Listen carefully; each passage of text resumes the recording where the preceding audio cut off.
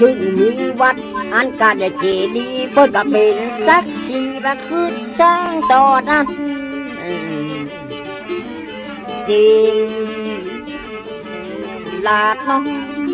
พวกข้าเจ้านะไปดังนะบอกหูนะคำพวนยังบอกหูคำพวนยังบอกขายา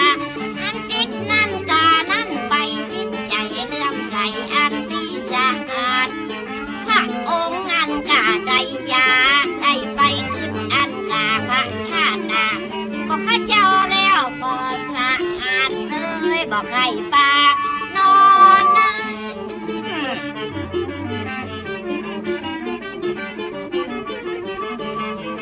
ข้าเจ้านักกระดึงตะบอกหูคำควรน้องบอกแล้วกาบอกใคร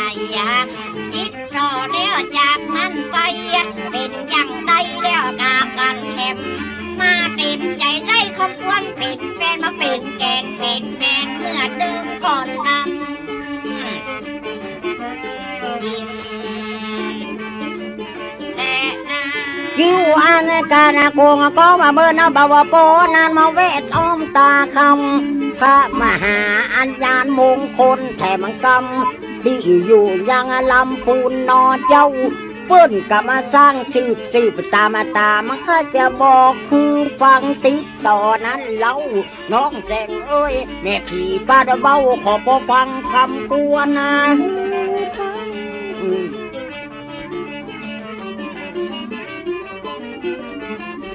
เกี่ยวยองแหวนกันโดนแสงวีตูนที่เปิ้นอยู่ลำปูนเป็นคนสร้างต่อมาชื่อแสงเอ้ยนายเขาก้อยพอมันตึงดีเป็นเขตเป็นคัน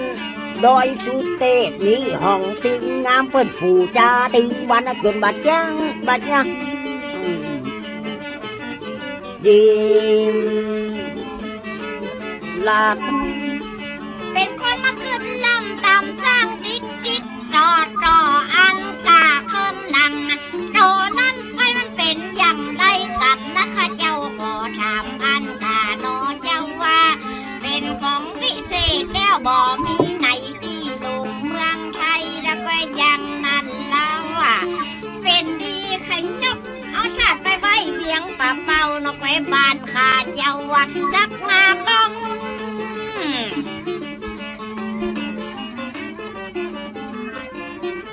เป็นว่าสุเทพเอ้ยกับ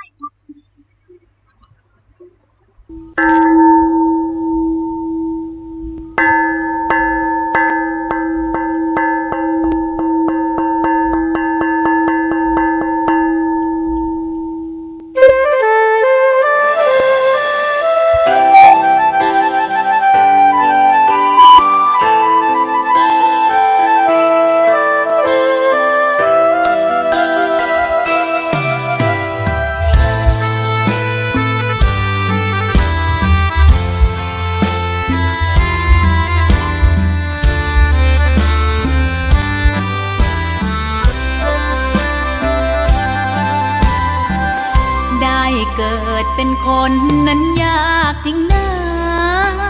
เพราะพุทธศาสนายิ่งแสนยากเย็น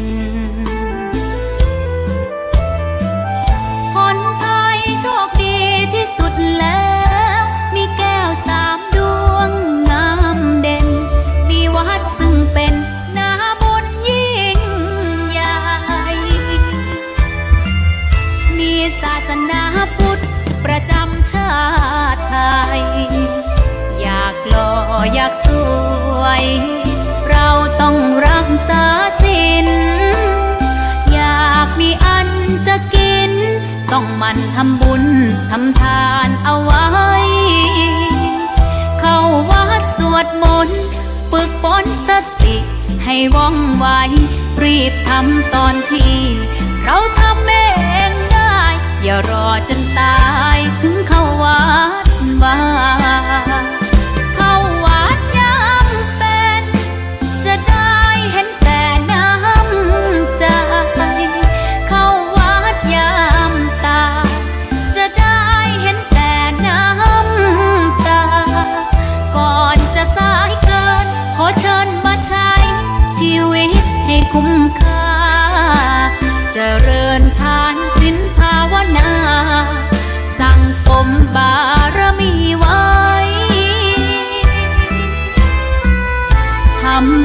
ตอนที่ยังมีชีวิตย่อมดีกว่ารอเขาอุทิศบุญให้อย่ามัวหลงเพลินเดินห่างวัดตัวอย่างชัดๆมีมากมายเข้าวัดตอนตายสายเกินแก้กรรม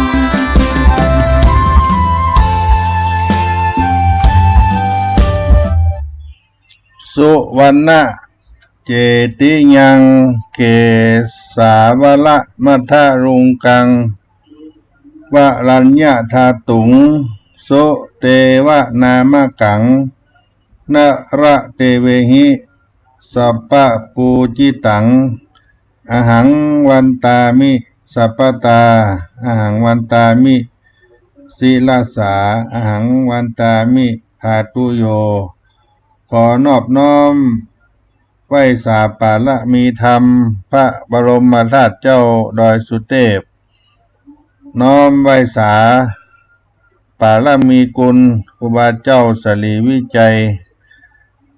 กราบไหว้สาพระมหาเถรานุเถระครูบาอาจารย์เจ้าทั้งหลายทุกตนทุกองค์เจริญสุขเจริญธรรมจงได้บังเกิดมีแก่พุทธศาสนิกชนสาธุชนพุทธบริษัททั้งหลายที่ได้สดับรับฟังธรรมะทางสถานีวิทยุวัดฝ่ายหินมหาวิทยาลัยเชียงใหม่ในระบบคลื่น FM 104.50 เมกะเฮิรตซ์วันนี้เป็นวันศุกร์ที่ 7 มิถุนายนพุทธศักราช 2567 สาระธรรมยามบ่ายวัดสลีโสดาพระอารามหลวงโดยอาตมาภาพท่านพระครูปัญญาสังฆการก็ได้มาดำเนินรายการป้าพบกันกับพุทธศาสนิกชนท่านสาธุชนทั้งหลายในวันนี้ฟ้าฝนก็ยังปล่อยปลายตกลงกันจุ่มเย็นกันขึ้นมาได้กินเฮ็ดได้กินผักกินไม้สารพัดต่างๆอาหารป่าอาหารที่ออกตามฤดูกาลธรรมชาติมีความตื่นอกตื่นใจกันขึ้นมาแต่ว่าเฮาท่านทั้งหลายก็ยังได้รำลึกนึกถึงธรรมะอยู่ตลอดเวลาได้รับฟังธรรมะจากครูบาอาจารย์พระมหาเถระจากบัณฑิตนักปราชญ์ฆราวาสญาติโยมที่เพิ่นได้มาดำเนินรายการเอาสาระธรรมมาปั่นมาฝากหมู่เฮาท่านทั้งหลายเพื่อได้เกิดปัญญาความรู้ได้ทบทวนสิ่งต่างๆที่เราท่านทั้งหลายได้รับฟังมาก็ดีก็จะได้ให้มันชัดเจนยิ่งขึ้นฟังแล้วก็เกิดความเข้าใจให้มันชัดเจนยิ่งขึ้นฟังในสิ่งที่ยังบ่เคยได้ฟังมาก่อนและก็ผู้ฟังนั้นก็จะได้คลายสงสัยในธรรมะมือตั้นผู้ฟังมีกำเกิดกำหันที่ถูกต้องตามตำนองกองธรรมจิตใจก็จะเบิกบานสำหรับท่านผู้ฟังก็จะได้เป็นมรรคเป็นผลในอนาคตการเป็นหน้าก็เป็นอานิสงส์ในการสดับรับฟังได้ธรรมะจากสถานีวิทยุเหมือนเอาวัดเอาวาเอาครูบาอาจารย์มาอยู่ใกล้อยู่หิมอยู่ในจิตในใจเฮาอยู่ตลอดเวลาวันนี้เป็นวันที่7ญาติโยมแถมบักกี่วันก็จะเป็นวันสำคัญแถมวันหนึ่งของพระมหาเถระเจ้าของล้านนาไทยก็จะตรงกับวันครบรอบวันคล้ายวันเกิดหรือว่าชาติกาลกำเนิดเกิดขึ้นมาของครูบาเจ้าศรีวิจัยครบรอบ 146 ปีที่ควงอนุสาวรีย์ครูบาเจ้าสลีวิจัยวัดสลีโสดาพระรามหลวงก็ได้จัดน้อมรำลึกนึกถึงบารมีธรรมบุญคุณของครูบาเจ้าศรีวิจัยที่ได้เป็นผู้มีคุณูปการต่อพระพุทธศาสนาประเทศชาติบ้านเมืองนานับประการโดยเฉพาะผลงานชิ้นสำคัญที่ท่านได้มาสร้างต่างขึ้นดอยสุเทพก็เป็นเหตุให้ได้มีอนุสาวรีย์ครูบาเจ้าสลีวิจัยนี้เกิดขึ้นมา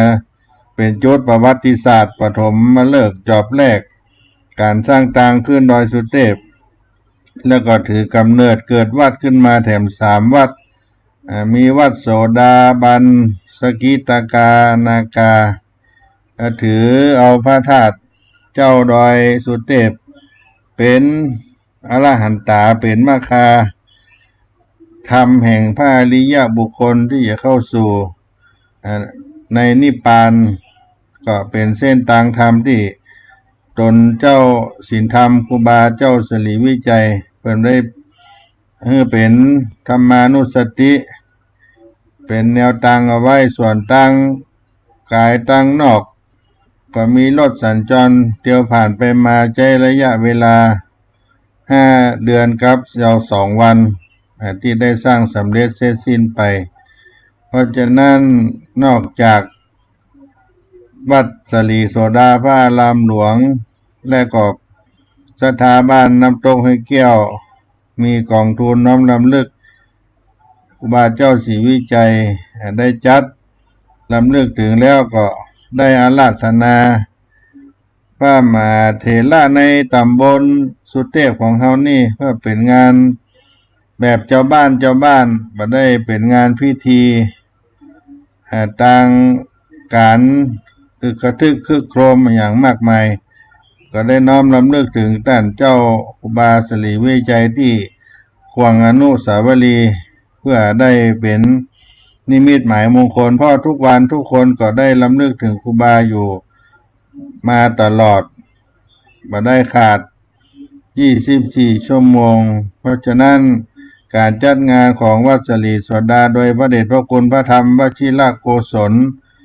ก็ได้มอบหมายอาตมาภาพตลอดถึงพระสงฆ์สามเณรเป็นที่ปรึกษาฝ่ายสงฆ์ในการจัดงานเพราะวัดสลีโสดาแห่งนี้ก็เป็นปฐมของการสร้างวัดในเส้นทางมักกาทางขึ้นวัดพระธาตุเจ้าดอยสุเทพเป็นวัดเก่าวัดต้นของต้นทางต้นถนนที่ขึ้นไป ก็ได้ร่วมกันก็ได้รำลึกถึงท่านเจ้าครูบาเป็นการแสดงออกซึ่งความกตัญญู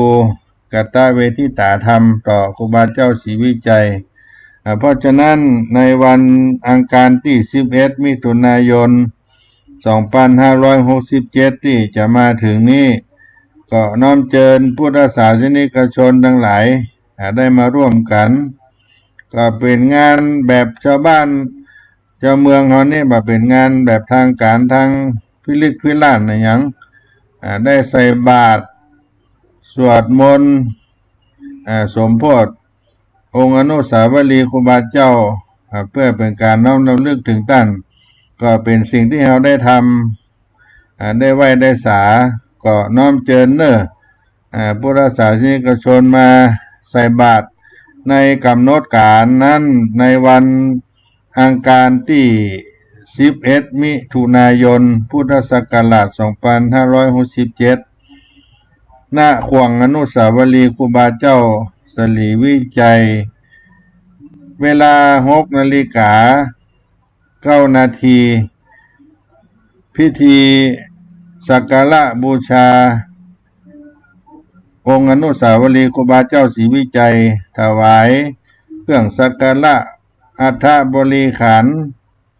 เป็นต้นว่าผ้าไตรจีวรหมักนับหมักกำไม้เต้ากันตีน้ำต้น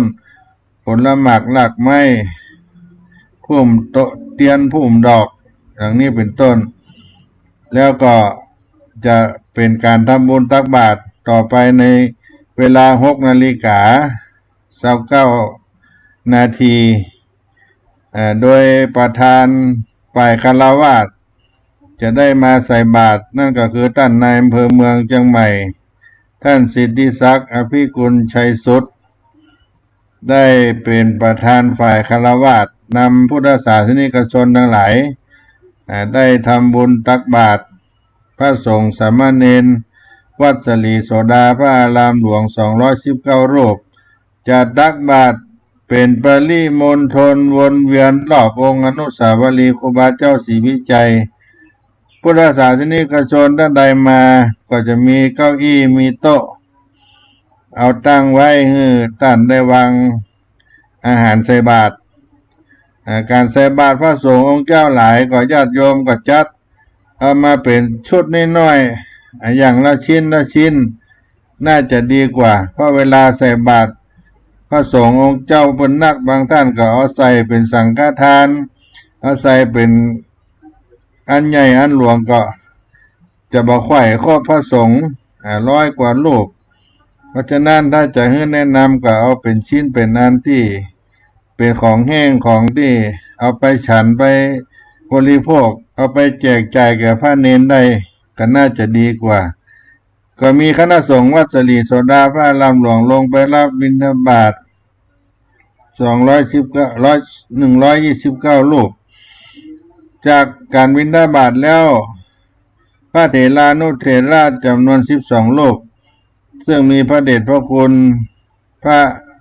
ธรรมเสนาบดีประธานฝ่ายสงฆ์จะได้เดินทางมาเป็นประธานฝ่ายสงฆ์และก็พระเถระในตำบลสุเทพเจ้าอาวาสในตำบลสุเทพวัดละรูปนะครับก็มาเจริญพระพุทธมนต์ส่วนวัดสลีโสดานั้นถ้าพระเดชพระคุณหลวงปู่พระธรรมวชิรโกศลหลวงปู่สะดวกลงไปหลวงปู่ก็จะลงไปเป็นการท่านได้ปรารภกับอาตมาภาพว่าเป็นงานประจำของวัดสลีโสดาวัดสลีโสดาเกิดขึ้นก็เพราะครูบาเจ้าศรีวิจัยพระสงฆ์องค์เนนก็ต้องไปรับบิณฑบาตต้องไปเป็นการส่วนสงฆ์หลวงปู่ลงไปได้ก็จะลงไปแต่ว่าตั้งใจจะลงไปในปีนี้โดยอายุการได้90 ปีเข้ามานี่ก็กราบไหว้สาเป็นอย่างยิ่งเมื่อได้มาพร้อมกันก็จะมีการสวดมนต์ถวายพรพระสมโภชองค์อนุสาวรีย์ครูบาเจ้าถวายเครื่องไตรยวัตถุธรรมประธานฝ่ายสงฆ์เดชพระคุณพระธรรมเสนาบดีก็จะกล่าวเทิดเกียรติคุณบารมีธรรมครูบาเจ้าศรีวิจัยจากนั้นท่านนายอำเภอเมืองเชียงใหม่ท่านนายอำเภอสิทธิศักดิ์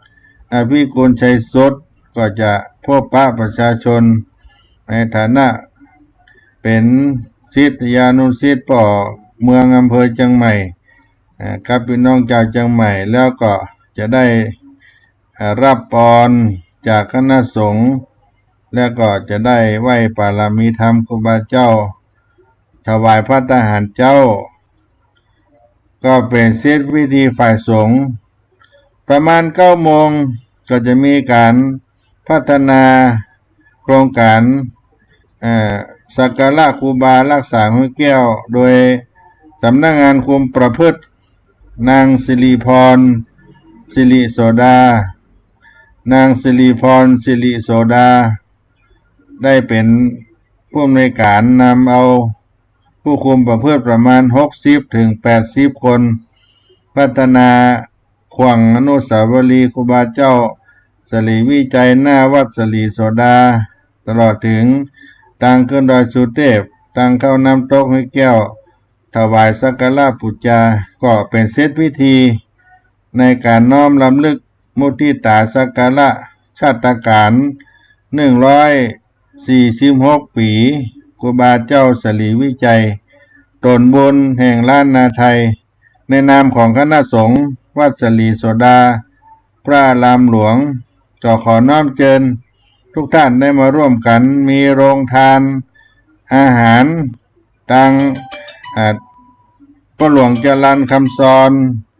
หรือคณะกรรมการผู้จัดงานเพิ่นจะมีเต็นท์เอาไว้ให้กับศรัทธาสาธุชนที่ได้ประสงค์จะตั้งโรงทานตั้งแต่เวลา6 โมงไปถึงเวลา9 โมงเป็นช่วงที่ให้โรงทานและเป็นช่วงของการทำบุญก็มาติดต่อที่พ่อหลวงจรัญคำสอนที่ขวางอนุสาวรีย์ก็ได้ถ้าอยู่ใกล้ถ้าบ่สามารถมาได้จะติดต่อสอบถามผ่านทางอาตมาภาพท่านพระครูปัญญาสังฆการ0611785839ก็ได้ศรัทธาญาติโยมทั้งหลายตอนนี้มีเสียงโทรศัพท์เข้ามาเดี๋ยวขอไปดูสักกรรมก่อนพี่น้องท่านทั้งหลายได้รับฟังเสียงสาระกำเนิดเกิดของครูบาเจ้าศรีวิจัยสักกรรมก่อนเนาะ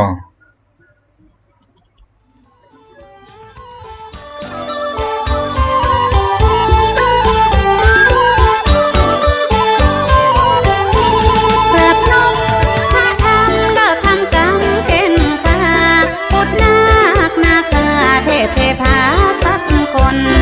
คือเป็นผู้สนแสงธรรมนำหน้าพระอริยสังฆาลูกศิษย์มหาโคดมพอมาเป็นมงคลเป็นคนหาแก้วที่ใจของแผ้วเหมือนแสงเทียนชัยลูกยักษ์ต่อถวายประวัติครูบาท่านเจ้ายิ่งใจหนุ่มเท่าห้องครูบาสุนธรรมคือกำเนิดที่บ้านปางเลยประสานบ้านหงดำทิ้งแรกเริ่มคือตำบลแม่ตื่นอย่างวัดลาปูนอำเภอลีสายใต้ครูบาเจ้าสีพี่ชัยศิริวิชัยโย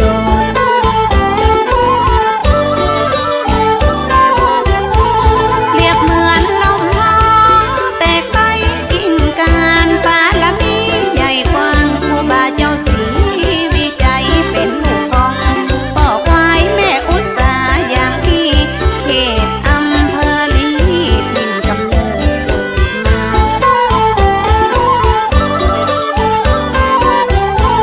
พ่อควายแม่อุตสาเป็นพันลายาผู้กลางได้เป็นที่เป็นสางตามจารีตประเพณีเป็นผัวดีเมียดีด้วยกันกึดกันสร้างได้แปลงสูกแปลงปางตัดไม่สร้างไม่บ่ง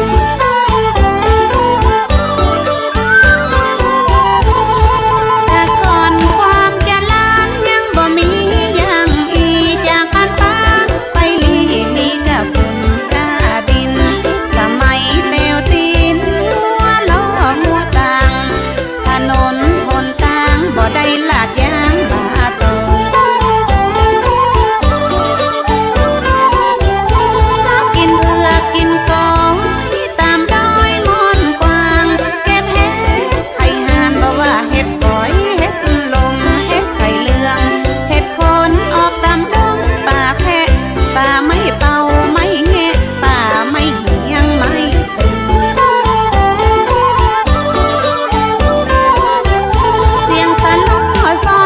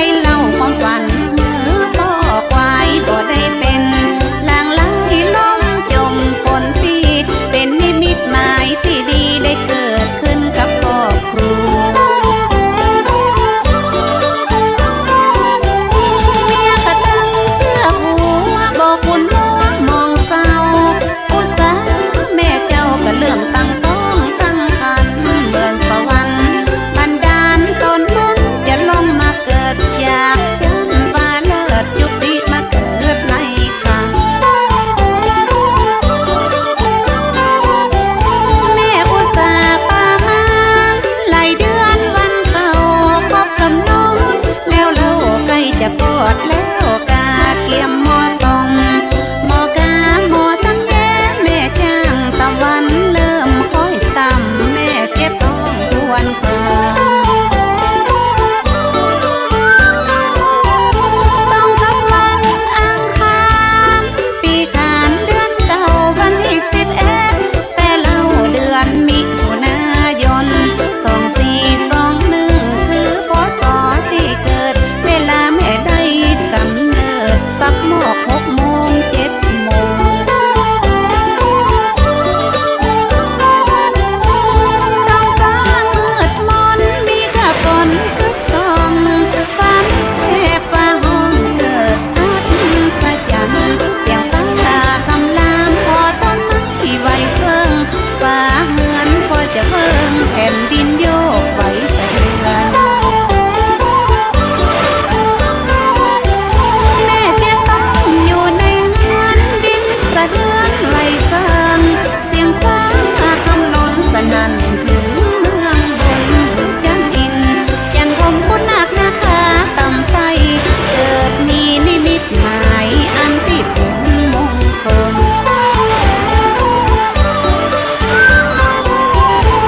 เสียงฟ้าเสียงฝนหยุดลงต่อหน้าตอนนั้นแม่อุตส่าห์ได้กอดลูกตนบุญผ่านอากาศที่สูงเสียงสะเทือนกึกก้องบางคนใส่น้ำฟ้าห้องชื่อแต่เด็กชายอินตาเฟืองแผ่นดินไหวสะเทือนบุญผ้าเหลืองตามเจ้าดังไปถึงจันเก่าสวรรค์จันดาวว่าดึงแม่ผู้มีพระคุณได้เลี้ยงดูลูกลาเป็นคนอาณาถาหิหาไปวันวังแต่ก่อนบ้านปางเป็นหมู่บ้านน้อยๆบ่ใจ2-300มีบ่กี่หลังคา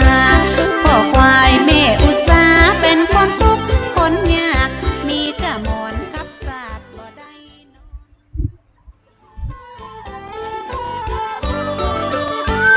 น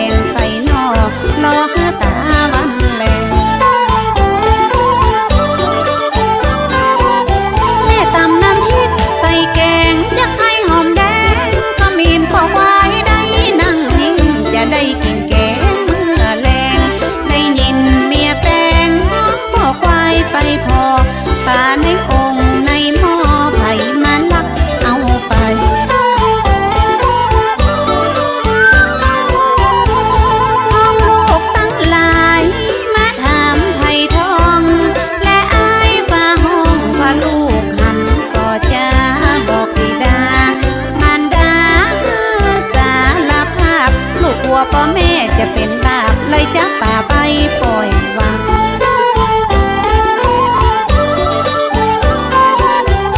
ป่าในองค์เสียงดังเพราะมันกลัวถูกฆ่า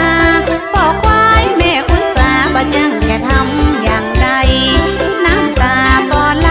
ได้ยินคำผู้ลูกใจลูกบริสุทธิ์เลยขอร้องต่อไป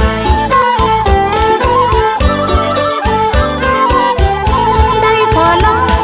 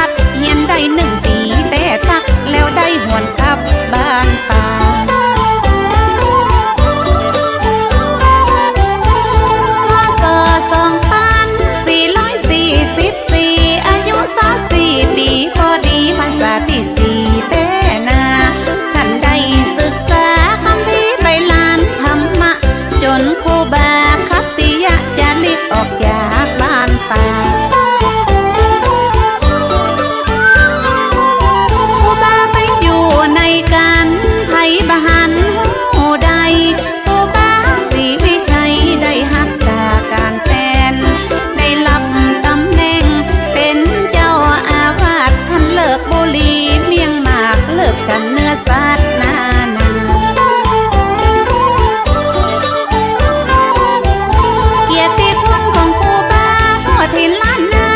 หูแจงดังไปทั่วแคว้นผู้ทรงศีลงดงามได้บำเพ็ญศีลธรรมเสมอปลายเสมอต้นแสวงหาที่เหมาะสมวิเวกสงบห่มเย็น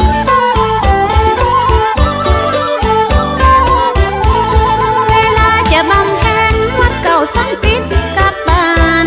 ผู้บ้านเจ้านั้นจะได้คือสร้างอารามพร้อมด้วยพระปัญหาสถานที่สร้างวัดได้อธิษฐานเม่นพัดกับแก้วรัตนไตรัยเทพเทพาทั้งหลายหักษาดงไม้ในกว้างถ้าเกิดนิมิตงามในยามราตรีพระจันทร์เปล่งพลัด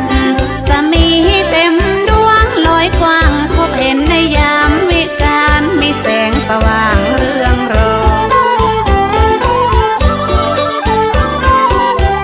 เหมือนแสงเงินแสงทองเรียงร้องส่องหน้า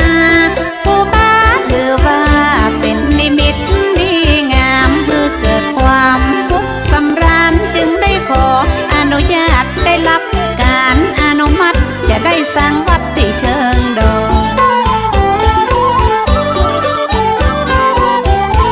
เพื่อยกข้อควายบิดาเป็นเจ้าปฐมมาเลิกเริ่มเข้าเพื่อเป็นสิริมงคลของสา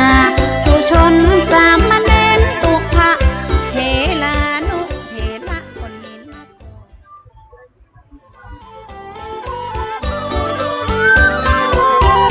ความขยันขันแข็งได้อาศัยเจ้าบ้านต้องก็เป็น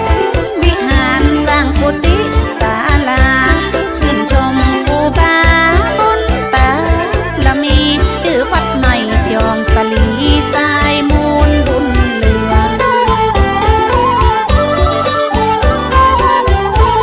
ผู้คนคนละเมืองหลั่งไหลมาเนืองแน่นคนหินก่อกำแพงสี่จันต่อดีรอบพักเจดีย์ฮ้องว่ากำแพงแก้วต้นตาลปลูกเป็นแถวมะม่วงแก้วเป็นพวง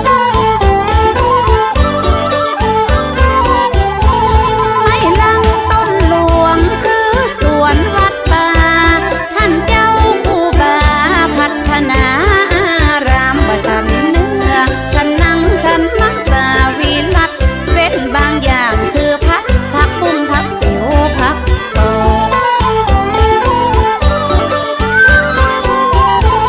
พักมากพักขีพักหีพักเหือดครูบาได้เลือกบ่ฉันบ่เต้าแตงโมต้นแม่อุตสาต้องโตแล้วเกิดออกมาพบบ่มีอะหยังใส่หกครูบาเจ้าศรีวิชัย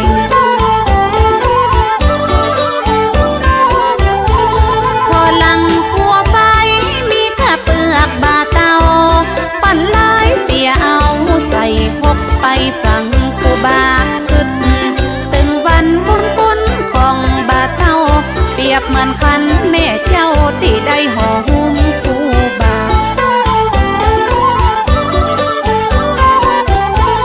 มีความศรัทธาครูบาเชื่อมันวันอาทิตย์บ่ฉันบ่ฟักบ่แฟงวันจันทร์บ่ฉันบ่แตงบ่เต้าเพราะครูบาตั้งเจ้าได้ถือตึง7 วัน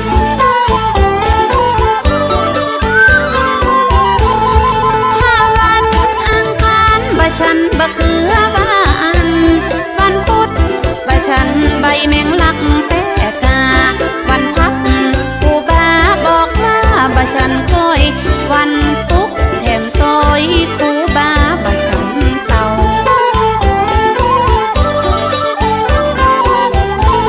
ถ้าเป็นวันเสาร์บ่ฉันบอนอย่างอีครูบากล่าวที่ท่านมีเหตุผลเปิ้นว่าพระภิกษุสงฆ์ตนได้หมดใดเจ้าบ้านเป็น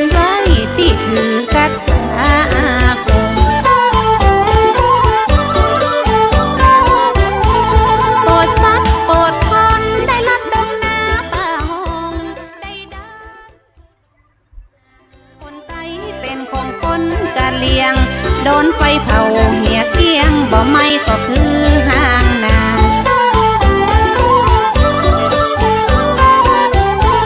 แปลกใจนักหนาผู้บ้านเลยเดินไปส่องหันพายันวังยองก็เลาะที่บนกลางห้างนาตั้งให้เป็นคาถาปาลมี30 สัตว์เอามาเรียบเรียงเขียนคัดก็เป็นภาษาบาลี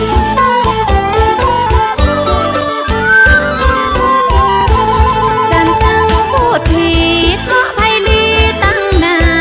สวดมนต์ไหว้พระปาลมีคุ้มครองจะร่ำรวยเงินทองไว้ปาลมีเก้าจำศักดิ์สิทธิ์เจนล้ำสืบมาหลายเจนจน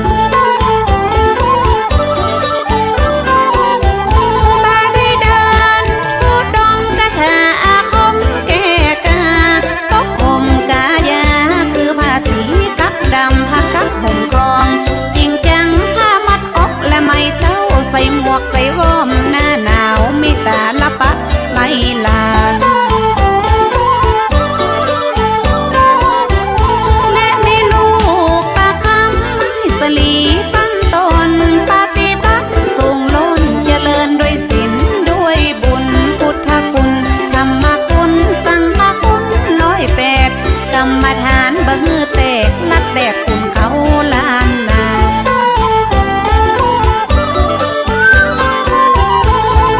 3 วันตัดเล็บ7 วันสักผ้า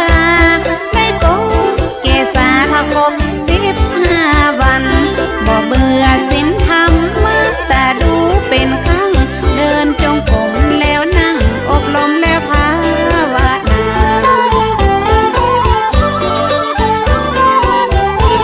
เหมือนพระมหากัสสปะท่านเจ้าผู้บาสินธรรมนี่เล่าเหมือนพระมหาโมคคัลลานสมัยพระพุทธถ้าการเก่งในการเรื่องก่อสร้างผู้บาได้ไปเป็นประธานสร้างวัดวาอารามสร้างโรงเรียนอนุบาลสร้างหนทางใหญ่น้อยก็นะก็น้อยได้หับสินหับก่อนแล้วยังมีบทกลอนเช่นละอ่อนคนเฮาน้ำจะแหลมบ่มีไผเล้าบะนาวเจ็บผมบ่มีไผเกิน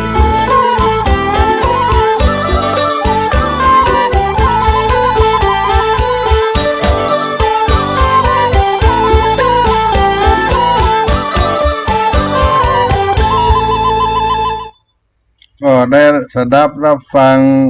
ประวัติครูบาเจ้าสลีวิจัยโดยการซอของที่พวันจันทร์สวยแม่ครูจ้างซอของเชียงใหม่เฮาไปก็ถือว่าครูบาเจ้าศรีวิจัยนี่เป็นพระมหาเถระเจ้าตนบุญที่บังเกิดขึ้นในสมัยรัตนโกสินทร์แผ่นดินล้านนาไทย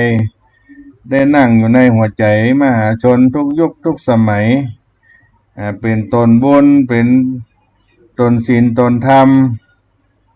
ที่เคารพนับถือได้สมญานามว่าครูบาเจ้าศีลธรรมครูบาเจ้าสลีวิจัยตนบุญล้านนาไทยมาจนถึงทุกวันนี้ แล้วท่านเจ้าครูบาศรีวิจัยนั้นก็เป็นผู้ที่เป็นพระเถระนักพัฒนานักปฏิบัติที่เป็นตัวอย่างให้กับพระสงฆ์มาจนถึงปัจจุบันทางด้านสมาธิธรรมในด้านจิตวิทยาสถาปัตยกรรมการปกครองฐานะปารมีที่ท่านได้ทำให้กับเป็นต้นแบบให้กับพระสงฆ์เจ้าทั้งหลายโดยเฉพาะนำธรรมคำสอนของครูบาเจ้านั้นจะสอนสาธุชนทั้งหลายให้ยึดมั่นในศีล 5เป็นอริยทรัพย์เป็นต้นเหตุของความบริสุทธิ์เป็นน้ำทิพย์สำหรับล้างบาปและก็ปฏิบัติในศีลในธรรม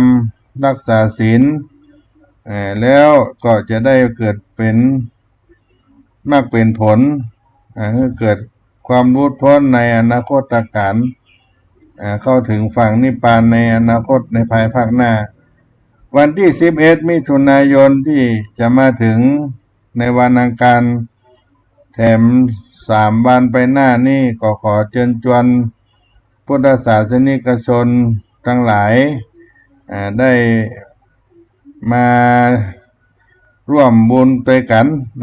อาจจะมาในช่วงของวันที่10วันแต่งวันดาก็ได้หรือจะมาช่วงวันเกิดครูบาเจ้าศรีวิจัยเลยก็ได้เอาลงทานข้าวป่าอาหารมาถวายทานข้าพระสงฆ์องค์เจ้าตลอดถึงตั้งลงทานต้อนรับ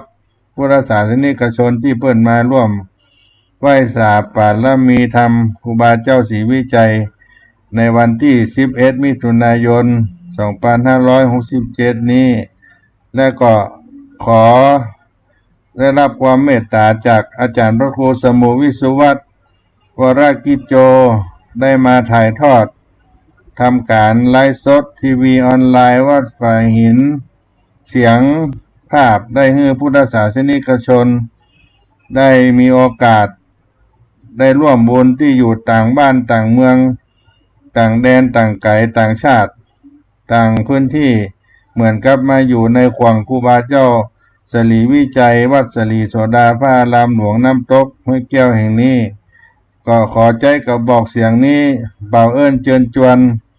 มวลหมู่เจ้าศรัทธาสาธุชนทั้งหลายได้มาร่วมรำลึกถึงครูบาเจ้าศรีวิจัยก็เป็นงานแบบพื้นบ้านล้านนาไม่ได้เป็นงานทางการใหญ่โตโอฐานประการใดทำบุญเพื่อได้ศรัทธาในตัวครูบาเจ้าศรีวิจัยเรียบง่ายบ่ได้พิลึกพิลั่นโดยพิธีการนั้นเลิกอันลั่นอย่างใดทำบุญด้วยจิตใจนอบน้อมบูชาต่อครูบาเจ้าศรีวิจัยใส่บาตรพระเจ้าพระสงฆ์129 รูปแล้วก็มี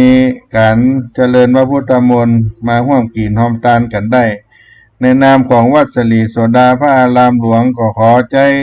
กับบอกเสียงนี้เชิญชวนพุทธศาสนิกชนทุกท่านได้มาร่วมบุญกุศลด้วยกันเน้อได้ปาละมีธรรมครูบาเจ้าได้ปกปักรักษาที่วัดศรีโสดาขวงครูบาเจ้าศรีวิจัยวันนี้สาระธรรมเวลาก็จะหมดเสียงไปก็ขอเชิญศรัทธาทั้งหลายได้นบน้อมไหว้ครูบาเจ้าศรีวิจัยได้มากินมาทานร่วมกันเน้ออายังมุจติสิริวิจโยนามะมาเทโลอุตตมะสีโลนาลาเตเวหิปูจิโตโสระโหปัจจยาตินังมหาลาพังพระวันตุเมอหังวันตามิสัพพตาอหังวันตามิศีลสาอหังวันตามิสัพพโสสาธุสาธุอนุโมตามิสุขสดดีจงมีแก่พี่น้องคนฟังทุกผู้ในคนอายุวันโนสุขังปะลัง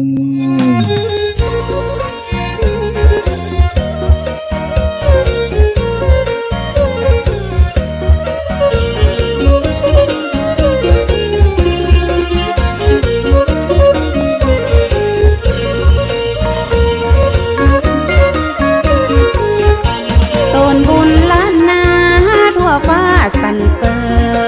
ญเป็นห่มพอเงินพอทองแผ่กว้างครูบาศรีวิจัยเป็นพระผู้สร้างเป็นที่กล่าวขานเล่าสืบกันมาท่านเป็นตนบุญเป็นตนเมตตาสร้างวัดสร้างวาอารามใหญ่กว้างสินธรรมประเสริฐเลิศล้ำแต่ก่อนบ้านเฮาปากันย่างเตียวตีมีข้าฝุ่นข้าดินทุกยากอยากกัน